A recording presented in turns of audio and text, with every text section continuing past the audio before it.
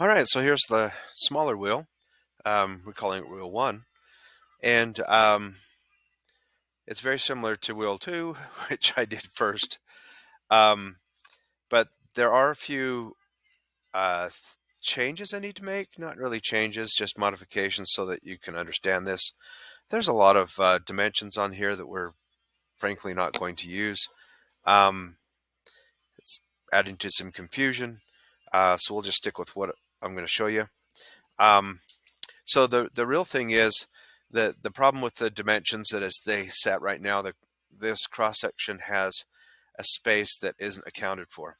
And so I need to adjust these amounts. Otherwise I just say, just build the wheel just like the other one, and there you go. So even if you haven't done wheel two first, like I did, I'll still lead you through this one so that you can get it done.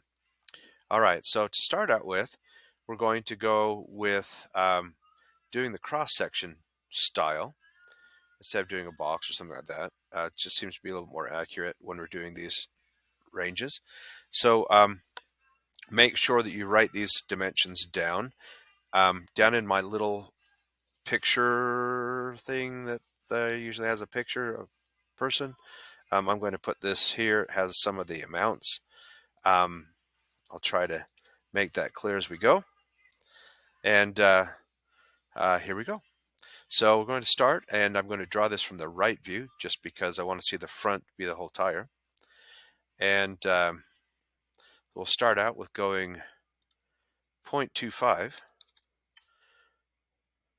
in this direction. We'll also go 0.25 up, like this here, 0.25. And then we'll also go on the right side.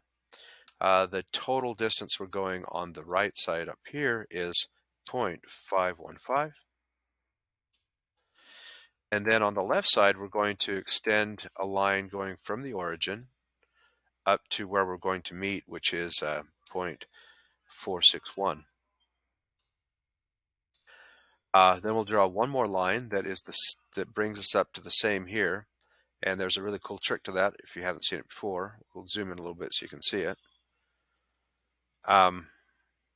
We can come over here on the line and then follow it along here like this, and it will extend a line just like that.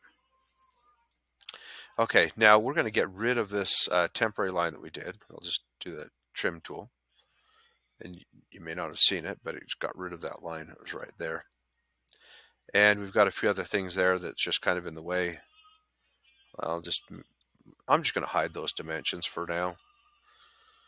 Then we can see what's going on. Okay, so the next thing we're going to do is make the wheel using the circle and do 2 points. Click here, then there. It gives us the outside of the wheel. And we'll kind of trim as we go so that things are less confusing. Now the next thing we're going to do is take our tool here and go in half the distance, which is 1/8 of an inch, 0.125. Whoops. Let's try that again. I went too far. 0.125. And then we need to go this one as well. Go in the same distance. And then close the distance here between these two. Now we're going to get these rounded out using the fillet tool. Some people call it fillet. Fillet just seems to be natural to me. So that's what I'm going to call it, is fillet. All right, so I'm clicking on here, 0.063. Yeah, that works just fine. So I'll do the same thing on this one. Now, if I want to choose multiple points, if I hold the control key, I can do those. And then when I type in 0.063, it applies it to all of them. Okay, now we're going to finish the sketch, use the revolve tool, choosing this profile, then the axis is the base. Click OK. All right, so now we have the tire. We need to build the box that goes in the middle for the axle. To do that, we'll use the sketch tool, sketch here in the center. And then there's a really cool rectangle that draws from the center. Click here, and it's going to be 0.177 in both directions. Then I want to finish that sketch and go ahead and extrude it. As a cut, it's just minus something bigger than what was there. Very good. Now the last thing we're going to do is probably the trickiest and also kind of the coolest, is making the axles. So we'll go ahead and do the sketch. We want to choose this plane as our sketch. So we'll come in to where we can see the axis here. First, draw a line along the axis. Now we want to go, I'm moving my mouse up here so you can see it, hopefully a little bit clearer. And this one we're going to go 0.03. And if I push tab right now, notice that it has a constant length from that point, also known as a radius. And I want to get so that it snaps to this spot here, or at least goes a little farther. We're going to go right there. Do you see? I want to do the same kind of thing from here, except we're going to go 0.02 this time. Push tab, not return. Always undo, right? And it's snapping to the grid. So I really want to get in here close so I can get it right on there like that. Okay, now we'll go ahead and back out a little bit. Draw one more line from here to there. And that establishes the half of the space inside between the axles. All right, now we're going to use this really, really cool tool. It's called Circular Pattern.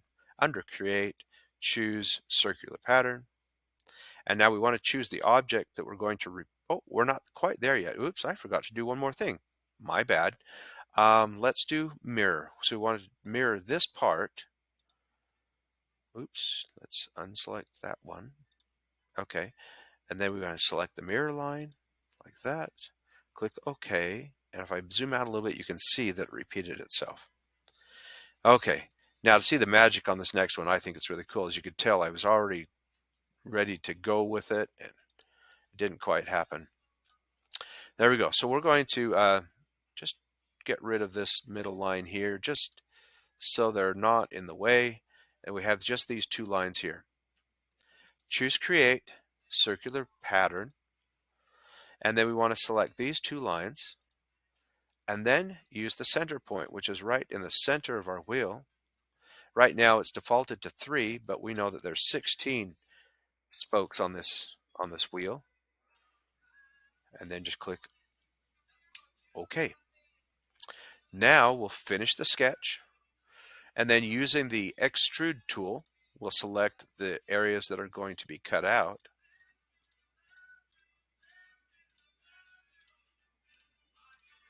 Like this. Then we want to select a distance, just something larger than a 1/4 inch, I think is what it is. I just went with 2 inches. Make sure it says cut. Click OK. And there we go. There is the wheel, and it's ready to go. Now, later on, you can play around coloring, and that would be really cool to make this thing colored. Like maybe you want to have your wheel right here. We'll make the wheel. Let's make this out of plastic, and we'll do black plastic here, and then on the inside, see if I can get to it. Well, let's do this. Let's select everything right now, and let's make it. I'm going to make it white. Okay, and now I'm going to unselect the part here, and then go to the black part. Right. Oops, I don't want to do the whole thing again. All right, let's try it again. I'm going to select this part here, do appearance. Just trying to choose just the outside. There we go. So this is getting set up to have some really cool looking wheels. You can kind of mess with it and do your own color. So there's my wheel, and it's all ready to put on the train. All right, just make sure you save it.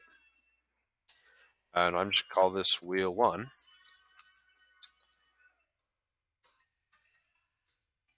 Like that, so that I can use it later. Okay, that'll do.